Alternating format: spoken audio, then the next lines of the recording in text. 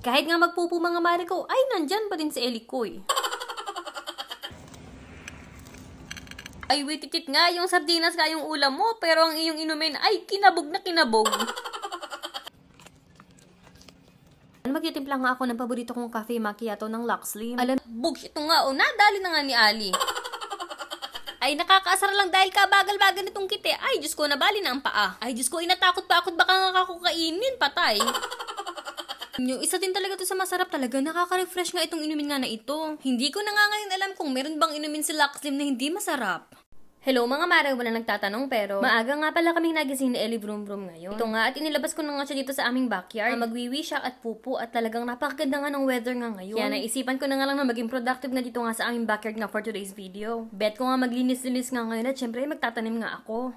Pero bago nga yan, ito nga at kakain na nga muna nga si Ellie. At ang pagkain nga niya, ayan nga ay turkey at merong broccoli at merong carrot. Sinamahan ko na nga din pala ng konting patatas at ng kalabasa. At para nga sa final touch ng pagkain ni Ellie, ito nga at lalagyan nga natin ng kaunting salmon oil. At pagkatapos ayan ay imekos-mekos na nga yan. At books, ere na nga mga mare ko at kumakain na nga si Ellie. Diba na si Ellie ay hindi nga yan nainom nga ng tubig nga sa poso? Huy, parang may poso. At pagkatapos nga kumain ni Ellie, itong nilabas ko na nga ulit siya. Para nga syempre ay magwiwi na naman siya dyan. At sa mga oras nga na ito ay tulog pa ang tortkulats at hindi pa nagbubukas ng pinto. At pagkatapos kong asikasuhin si Ellie, ako naman na nga ang mag-aalmusal. 2 boiled egg, 1 tinapay at ayan, magtitimpla nga ako ng paborito kong cafe macchiato ng Luxley. Alam nyo, mahilig din kasi talagang magkape nga ang maring sisi. Nang huling uwi ko nga ng Pilipinas ay tinry ko nga itong cafe macchiato na to. Ay, wititi talaga ito mga mare ko. Sa baba nga ng calories ito at stevia pa ang gamit nila ay talagang bet na bet ko. Kaya naman no bumalik nga ako ng Pilipinas ay napakarami ko din talagang binaon nga niyang pabalik nga dito. Dahil napansin ko din kasi talaga na napabilis nga ang aking metabolism dahil nga din dito. At ayan, pagkatapos ko mag-almusal ito nga at bumabalik nga kami ulit dito ni Ellie sa aming backyard. At ito nga mga mare ko at gising na nga itong si Tortoli. Siya nga din talaga ang naunang nga magising sa kanilang tatlo dahil nga syempre ay si Tortoli nga ay talagang maaga nga natutulog. Ito namang si Ellie ay kala mo na namang naghuhukay nga ng kayamanan. Oh. Pumasok na nga kami ulit dito sa bahay parang ako ay mag-toothbrush, maghilamos, magbihis. At itong si Ellie ay talagang nakabantay pa din sa akin. Oh. Ay kahit nga magpupo mga mare ko, ay nandyan pa din si Ellie Koy.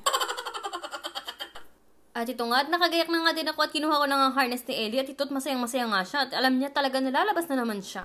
And yes, opo mga mare ko, lagi ko talagang nilalabas si Ellie, talagang araw-araw ay kailangan siyang ilakad. At ito nga mga mare ko, nasa labas na kami ni Ellie at napakadami kong dandelions na nakikita. Alam niyo, paborito din kasi yan nga ng tortkulets. Mga dandelions na yun ay kung minsan nga, ay kung saan lang talaga yung natubo nga dito sa amin. At dito nga sa area na to, ayan, malawak lang siya na kinemirit bambam dyan. At pwede mo nga dyan dalhin ang aso mo. Hindi na nga din ako nakapagpigil at ito't namimitas na nga din ako ng mga dandelions. Ay, wititit at wag lang sana nga tae ang madampot ko. Ay, tingnan nyo nga mga mare ko, kadami-dami nga Buti na nga lang talaga ay habang nangunguhang ako dito, ay mabait naman itong si Elling nag-aantay lang.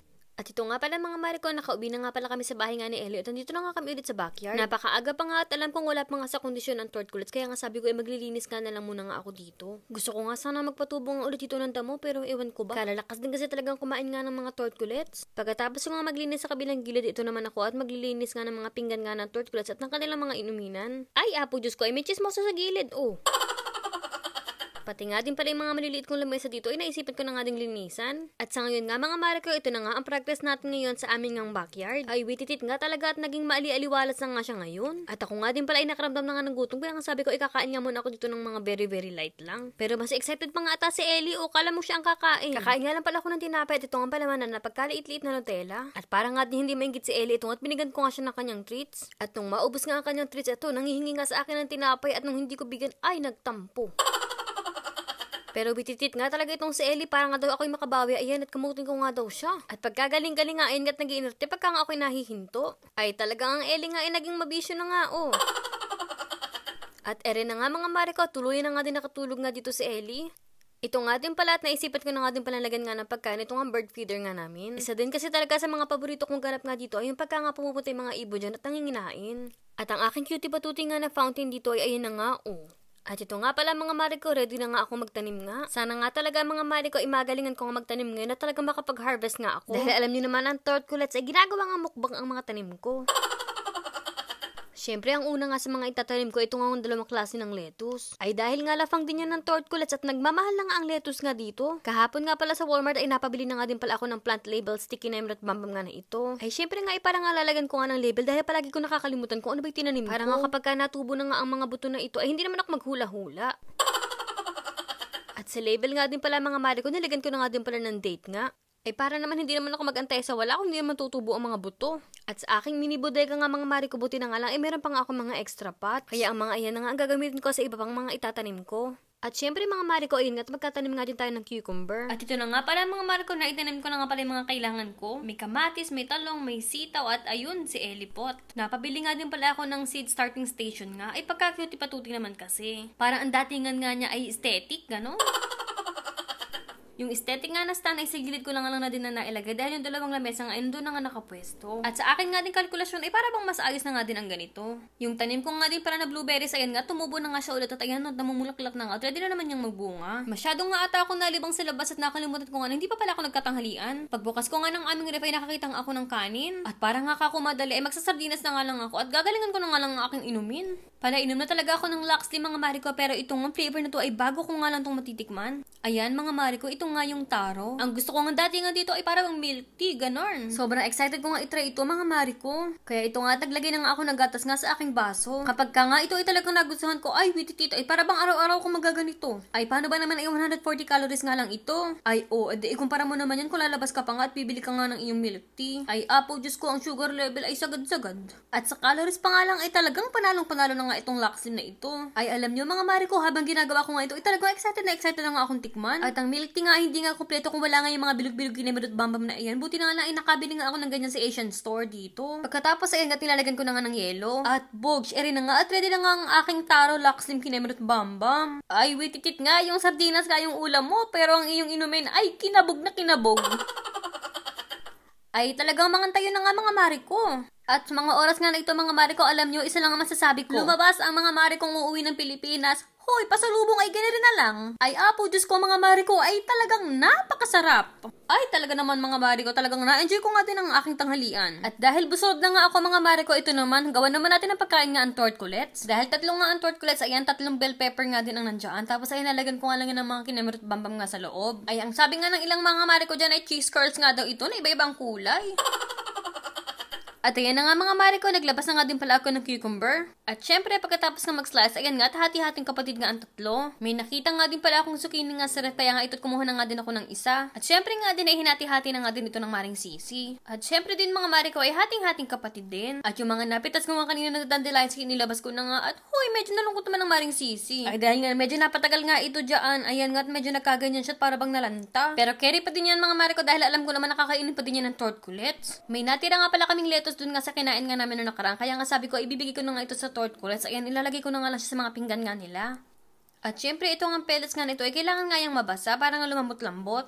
At bogs mga mare ko, ito na nga ang pagkain nga ng tortculets at ready na nga para sa kanila. Pagkalabas ko nga dito, ito na nga si Tortoli at talagang nauna na nga din siya. At ayan, sinusundan naman nga siya ni Tortali. At ito na nga, at kumakain na nga ang dalawa, magkatabi pa nga sila. At syempre, ito talagang si Tortili ay talagang pa-special nga for today's video. Ayan din kasing si Tortili ay medyo may ugali nga. Kapag ka nga maaraw, ay medyo takot tayo maglalabas dahil nga daw baka nga daw siya mangitim at nagkukujik nga daw siya.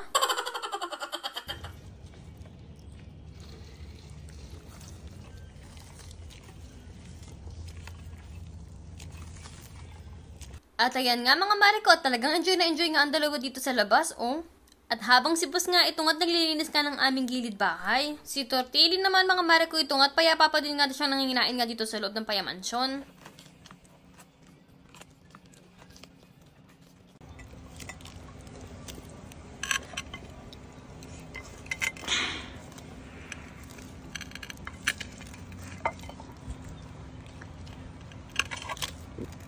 Alam nyo mga mare ko, talaga nakaka-relax nga din tumambay nga dito. Napakatahimik lang din kasi talaga dito sa amin na talagang bet na bet ko nga yung ganito. Pagkatapos ayan dito nga sa backyard, eh makikita mo talaga ang mga alaga mo talagang namumuhay nga ng tahimik at payapa dyan. Ay kita nyo nga si Ellie Brum Brum, oh, i-brum brum ng brum brum talaga dyan. Ay talagang hilata kung hilata ang mga mare ko.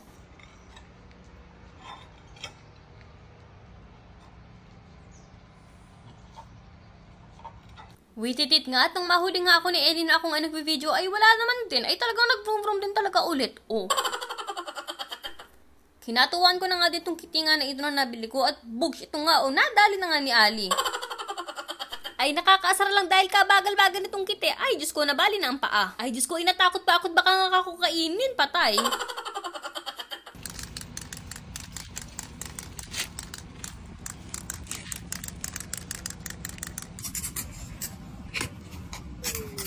Pagkatapos nga ng mga gawain ko sa bahay ito, at pumunta na nga ako ng mall dahil alam niyo naman, ang Maring Sis nga isa ding online seller. Ay talagang wititit nga ito. Nakita nyo nga yan, Too Faced eyeshadow. Ay 980 nga lang ang mga iyan. Ang dami pang mga starting mga 880 nga lang. Ay talagang tingnan nyo nga ang aking Facebook group. Doon nyo nga makikita ang mga offer na talaga magugulat nga kayo sa presyo. Pagka-uwi ko nga ng bahay ito, at naabutan ko nga si Boss _ mapagmahal 143 na naglilinis nga ng kanyang sasakyan.